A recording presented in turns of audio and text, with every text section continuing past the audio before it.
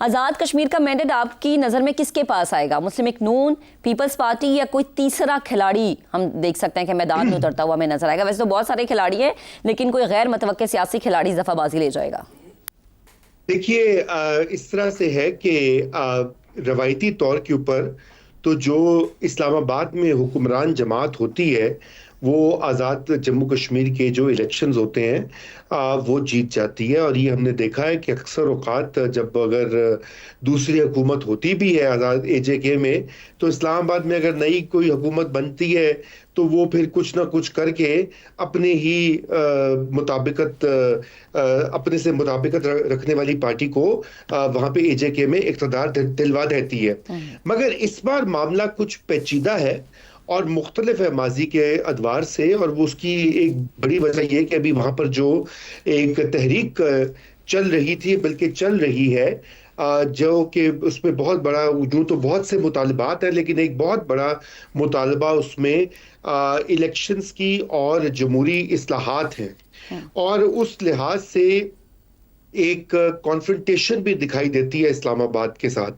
تو اگر تو یہ الیکشنز جو ہیں فری اینڈ فیئر ہوتے ہیں تو پھر اس بار جو پبلک موڈ ہے وہ اسلام آباد کے خلاف شاید ووٹ کرے گا، یعنی حکمران جماعت کے، جن کو وہ سمجھتے ہیں کہ وہ ان سے بات چیت نہیں کر رہے بلکہ الٹا وہاں پہ مار پیٹ ہو رہی ہے، مذاکرات نہیں ہو رہے. لیکن اب مسئلہ یہ ہے کہ یہ ایک روایت بھی ہے کہ پاکستان پیپلز پارٹی کے بھی وہاں پہ جڑیں ہیں بڑی پرانی، اور ان کا ایک مطالبہ بھی ہے یہی آنے والے جو مختلف جسے کہنا چاہیے بارگیننگ ہوتی ہے جس طرح سے اقتدار کے حوالے سے، کہ گلگت بلتستان میں بھی ان کو حکومت مل گئی ہے، پی پی پی کو بلوچستان میں بھی ملی ہوئی ہے، سندھ میں بھی ملی ہوئی ہے، پریزیڈنسی بھی ملی ہے، اور اب اگر اے جے کے ملے گا تو شاید پھر وہ کچھ دیگر جو اہم امور ہیں آئینی ترامیم کے حوالے سے وہاں پر یہ کچھ کمپرومائز کر لیں اس وقت کی حکمران جماعت کے ساتھ. اور یہی افسوسناک بات ہے کہ اس طرح سے ان حالات میں جب الیکشن ہوتے ہیں اور اس طرح سے اے جے کے میں اقتدار کی تقسیم ہوتی ہے تو پھر یقیناً وہاں کے لوگ جو ہیں وہ سوال بھی کرتے ہیں اور وہ اپنی آواز بھی بلند کرتے ہیں. تو اگر معروضی طور پہ دیکھا جائے تو منقسم مینڈیٹ ہوگا، مختلف پارٹیوں میں بٹا ہوا، اور پھر ایک کولیشن گورنمنٹ ہی بنے گی. کسی کو بھی کوئی میجورٹی نہیں ملنے کی اس بار، چاہے جتنا بھی زور لگا لیں، کیونکہ ایک پبلک موڈ بنا ہوا ہے جو کہ اسلام آباد میں حکمران جماعت کی پالیسیز کے خلاف ہے. جی ٹھیک ہے. رضا صاحب یہاں پہ یہ بھی فرمائے گا کہ جو ایک مرحلہ وار انتخابات کا اعلان کر دیا گیا ہے جو کہ ہم نے بھی پہلی دفعہ دیکھا ہے، کیا یہ کسی ایک پارٹی کو فائدہ دے گا، اسپیشلی اگر مسلم لیگ نون یا پیپلز پارٹی کی بات کی جائے؟ دیکھیے مرحلہ وار انتخابات کا فائدہ تو تب ہوتا ہے کہ اگر ان مرحلوں کے درمیان جو ہے کچھ فرشتے آ کر تو اپنی انٹرونشن کریں، تو ورنہ تو جو ایک پبلک موڈ ہے وہ ہے، اور اس سے کوئی میرے خیال سے کسی پارٹی کو کوئی فرق نہیں پڑتا ہے. البتہ یہ جو استحکام پارٹی کی ایک قوت کے طور پر ابھر کر سامنے آ رہی ہے تو شاید میرے خیال سے یہ کچھ ان کے حق میں جائے، کیونکہ اس میں الیکٹیبلز بھی ہیں. اور یہی خیال ہے کہ ایک طریقے سے جو ایک سیفٹی والو کے طور پر بھی یہ پارٹی جو ہے وہ موجود رہے گی. صحیح ہے. ٹھیک ہے رضا صاحب. شہزاد صاحب آپ کہیے گا جو کام پنجاب میں ہو رہے ہیں وہی ترقی کا ماڈل آزاد کشمیر میں بھی ہونا چاہیے. نواز شریف نے کل اپنی تقریر میں یہ کہا تھا، تو کیا پنجاب کی ترقی کا جو ماڈل ہے وہ آزاد کشمیر کے ووٹرز کو متاثر کر پائے گا؟ اچھا، ایک تو سوال آپ بہت مشکل پوچھ رہی ہیں آج کل ہم سے، اور ہماری مجبوری یہ ہے کہ ہم شاہ جہان کی کہانی پوری سنا بھی نہیں سکتے آپ کو، تو اس کو ادھورا ہی چھوڑنا پڑ جاتا ہے. لیکن اب یہ سلسلہ یوں ہے کہ آپ کہہ رہی ہیں کہ سلیکشن کا کیا بنے گا. مجھے یہ سمجھ نہیں آ رہی، کیونکہ میں اتنا زیادہ الیکشن کو فالو نہیں کر رہا، کہ کون سی ایسی پارٹیز ہیں جو کہ اس الیکشن میں حصے دار نہیں ہوں گی. ایک پی ٹی آئی کا تو مجھے اندازہ ہے کہ ان کو شاید اجازت نہیں ملی اور ان کے کچھ امیدوار شاید آزاد کھڑے ہوں گے. لیکن کیا اس کے علاوہ بھی کوئی اتنے بڑے پی ٹی آئی نے جی بوائیکاٹ کیا؟ پی ٹی آئی نے بوائیکاٹ کیا ہے، اور وہ اور کر بھی کیا سکتے ہیں. لیکن کہنے کا مطلب ہے کہ باقی جو لوگ ہیں، کیا وہ باقی پولیٹیکل اینٹیز جو ہیں وہ ان کو اجازت ہے اس میں؟ تو میرے خیال میں اس الیکشن کی جو پائیداری ہوگی اس کا تعلق یا ساکھ اس کا تعلق کس سے ہوگا کہ کتنے لوگ اس میں حصہ لیتے ہیں، یعنی ووٹرز بھی اور کینڈیڈیٹس بھی. اور اگر کچھ حصہ یا کچھ بڑا حصہ اس کا ایسا ہے جو کہ حصہ نہیں لے سکتا یا نہیں لے پاتا، یا ووٹرز کا ٹرن آؤٹ اتنا لو ہو جاتا ہے، تو اس سے چاہے جو مرضی رزلٹ نکل جائے اور جو مرضی پارٹی اوپر آ جائے، وہ میرے خیال میں وہ کانفیڈنس نہیں کیری کر پائے گی جو کہ پولیٹیکل پروسیس کا ہونا چاہیے.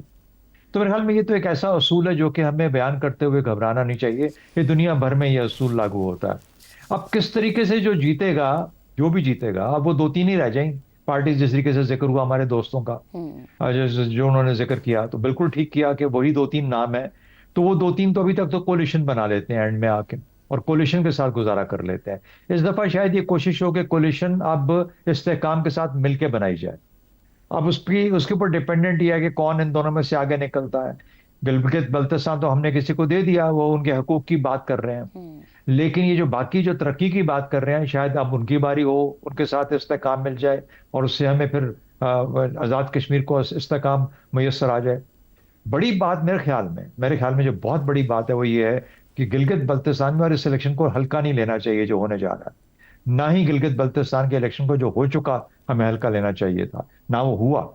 اس کے اندر حقوق کی بات تھی، اور اس حقوق کی بات اب آپ بلاول بھٹو کی زبانی ہمارے ان کے بیانات میں بھی اور شاید پارلیمنٹ میں بھی کسی جگہ پہ جا کے سامنے آئے گی، اور دیکھا جائے گا کہ پھر جو پارلیمنٹ اس کے بارے میں کیا فیصلہ کرتی ہے. ایک بہت ہی کہتے ہیں کلیدی اور امپورٹنٹ اور اہم فیصلہ ہوگا جو بھی ہماری پارلیمنٹ اس پہ کرے گی، اور اس کو پارلیمنٹ کو بھی بہت سیریسلی لینا پڑے گا. اسی طریقے سے جو آئینی تبدیلیاں کہی جا رہی ہیں آزاد جموں کشمیر کے اندر، وہ بھی اتنی ہی اہم ہے جتنی کہ، اور یہ آئین سازی کا معاملہ ہے یہاں پر. یہ بہت اچھی بات ہوئی جو پہلے ذکر ہوا، زیب صاحب نے بھی کیا اور رضا رومی صاحب نے بھی. اس کو ڈفرینشیٹ کرنا پڑے گا. تو جو بھی سامنے آئے اس کا امتحان یہ نہیں ہے کہ وہ کتنی ترقی کرتا ہے یا وہ کس طریقے سے اپنے معاملات کے اوپر وہ سلوگنیرنگ کرتا ہے. وہ بات یہ ہے کہ وہ جو آئین کی بات ہو رہی ہے اس کو کس حد تک آگے لے کے جا سکتے ہیں. اور اس سے زیادہ میں بات اس کے بعد ختم کرتا ہوں، اس سے بھی زیادہ اہم یہ ہے کہ یہ ایک ایکسٹینڈیڈ پرابلم ہے کسی اور جگہ کا. یعنی جب آپ جموں کشمیر کو بحیثیت مجموعی دیکھتے ہیں، وہ حصہ جو ہندوستان کے پاس ہے اس کو ہم illegally occupied Indian occupied Jammu and Kashmir کہتے ہیں. یہ حصہ جو پاکستان کا، یہ در حقیقت تو ایک حصہ ہے نا. اس ایک حصے کا موازنہ کبھی نہ کبھی تو کیا جائے گا. بالکل. تو اصل مسئلہ ان لوگوں کا وہاں پہ اس کی ساکھ کو ماننا، اس کو اپنے اسٹیبلٹی کو قائم رکھنا، ایک انداز میں گورننس کے اوپر خوش اور سیٹسفائیڈ ہونا، یہ وہ چیزیں جو میٹر کریں گی. آج تک آزاد جموں کشمیر پہ میں نے یہ تو ہوتا دیکھا نہیں ہے، لیکن اب وہ وقت آن پہنچا ہے کہ جب آپ کے چہرے پہ ایک آئینہ دکھایا جائے گا جس کے اندر آپ کو یہ پتا لگے گا کہ آپ نے اصل میں وہ جو کام نہیں کیا وہ کرنے کا وقت ہو چکا ہے، بلکہ گزر چکا ہے. یعنی دیر چیزیں کرنی پڑے، یہ چیزیں ڈیسائیڈ کریں گی کہ الیکشن کسی کام کے ہیں یا کسی کام کے نہیں. صحیح، ٹھیک ہے. عامر صاحب آپ کی طرف آتے ہیں کہ نواز شریف کی انتخابی مہم دیکھ کر ایسا لگ رہا ہے کہ آزاد کشمیر کے الیکشن پنجاب حکومت کی کارکردگی پر ریفرینڈم ثابت ہوں گے. میں اس سے پہلے کہ ہم سیاسی جماعتوں کی بات کریں اور اس کو کیا ملنے کی توقع ہے ان انتخابات سے، میرا خیال ہے سیاست کے بارے میں بھی تھوڑی بات کرنا ضروری ہے. دیکھیے یہ جو درجن بھر حکومتیں آزاد جموں اور کشمیر میں تک بنی ہیں آزادی کے بعد سے لے کے اب تک، وہ ہمیشہ وہی ہوئی ہیں جو وفاق کی حامی تھیں یا انہی جماعتوں سے وہ بنائی گئی ہیں جن کی وفاق میں حکومت رہی ہے. تو دیکھیں یہ کوئی کوئنسیڈنس تو نہیں ہو سکتا نا، یہ محض اتفاق تو نہیں ہے کہ ہر الیکشن کے اندر وہی نتیجہ نکلے جو کہ وفاق چاہتا ہے. اور اس کا مطلب یہ ہے کہ آزاد کشمیر میں جب بھی الیکشن ہوا ہے تو اس سے سیاست کو اور سیاست کی ساکھ کو نقصان ہی پہنچا ہے. یہ لوگوں کو بات یہ اچھی نہیں لگے گی میری، لیکن مجھے آج تک کوئی ایسا انتخاب وہاں پر یاد نہیں ہے یا حکومتی تبدیلی وہاں پر یاد نہیں ہے جس نے سیاست کو سہارا دیا ہو، پاکستان بھر کی سیاست کو سہارا دیا ہو، مضبوط کیا اور لوگوں کا ایمان اس کے اوپر بڑھایا ہوگا. وہ ہمیشہ کیونکہ جس طرح کی مینیپولیشنز کرنی ہوتی ہیں وہ کمزور. اتنا ضرور ہوتا ہے کہ اگر کوئی وفاق مخالف حکومت وہاں پر آ جائے تو وہ چھوٹے موٹے مسئلے جو ہے وہ وفاق کے لیے کریٹ کر سکتی ہے، جس کو اوائڈ کرنے کے لیے کوشش یہی کی جاتی ہے کہ وفاق کی مرضی کے مطابق ہو۔ اس دفعہ کیونکہ وفاق کے اندر بھی ایک عجیب و غریب قسم کا ہائیبریڈ ہے، دو بڑی جماعتیں جو ہیں وہ ساتھ مل کر معاملات چلانے کی کوشش کر رہی ہیں، اس لیے یہی دونوں بڑی جماعتیں جو ہیں وہ ہمیں آزاد کشمیر میں بھی مارکا آرا نظر آ رہی ہیں۔ لیکن یہ جو انتخابی عمل ہے اس سے قطع نظر کہ وہ مرحلہ وار ہے یا ایک ہی دن کے اندر وہ ہو رہا ہے، اس کے بھی سیاست کے اوپر میری نظر میں وہی اثرات ہوں گے جو پہلے ہوئے ہیں۔ لوگوں کا کوئی ایمان بڑھے گا نہیں سیاست کے اوپر یا انتخابی عمل کے اوپر، ان کو کوئی ان کا یقین جو ہے یا ایمان جو ہے وہ مزید پختہ نہیں ہوگا۔ تو اس کے اندر دلچسپی کا جو ایلیمنٹ ہے میرے لیے کم از کم وہ صرف یہی ہے، یہ نواز شریف صاحب کی یہ اسٹیٹمنٹ کہ وہ وہاں کے وزیر اعظم بننا چاہتے ہیں۔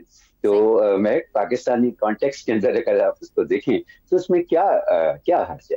آج تک کوئی مین اسٹریم سیاستدان تو آزاد کشمیر کی حکومت اس نے نہیں چلائی ہے، تو اگر ایک ایسا شخص جو کہ پاکستان کی سب سے ایک بڑی مقبول جماعت کا سربراہ بھی ہے، مقتدر وزیر اعظم بھی رہ چکا ہے، اس وقت بھی وفاقی حکومت میں اس کا بہت زیادہ اثر رسوخ ہے، تو وہ اگر آزاد کشمیر کا پرائم منسٹر بن جائے تو مجھے نہیں سمجھ آتی کہ اس میں حرج کیا ہے۔